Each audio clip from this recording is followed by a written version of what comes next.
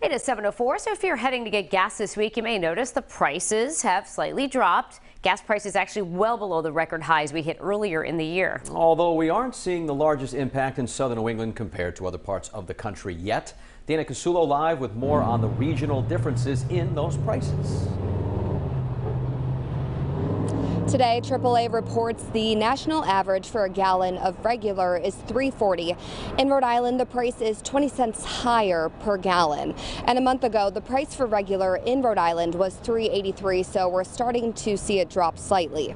A year ago, it was $3.40. The head of petroleum analysis at Gas Buddy says it remains very possible the national average could fall under $3 per gallon by Christmas.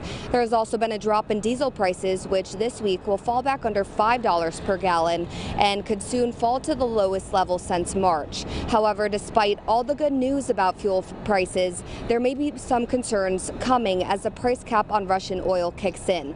And if you take a look at the prices around our region, the average in Massachusetts is $3.66, Connecticut $3.52, and in New Hampshire $3.54. Again, it's $3.60 here in Rhode Island, all of those higher than the national average of $3.40. And drivers can find the cheapest gas in Texas, where the price is $2.78 per gallon. Live in East Providence, Dana Casulo, 12 News. And topping our news this half hour, as the gas prices have been continuing to fall, OPEC has now decided against cutting production even further. As we mentioned at the top of the hour, the average price of gas in the U.S. is about where it was this time last year after reaching those record highs earlier in the year. But oil companies still facing questions about why prices spike so high today. California officials taking steps to get some answers. I want to check in with Dana Casulo. She has a look at that now live for us in East Providence. Dana? Danielle and Patrick, if you take a look, gas prices at this station sitting at $3.49 per gallon, which is $3 lower than the record high in Los Angeles County back in October.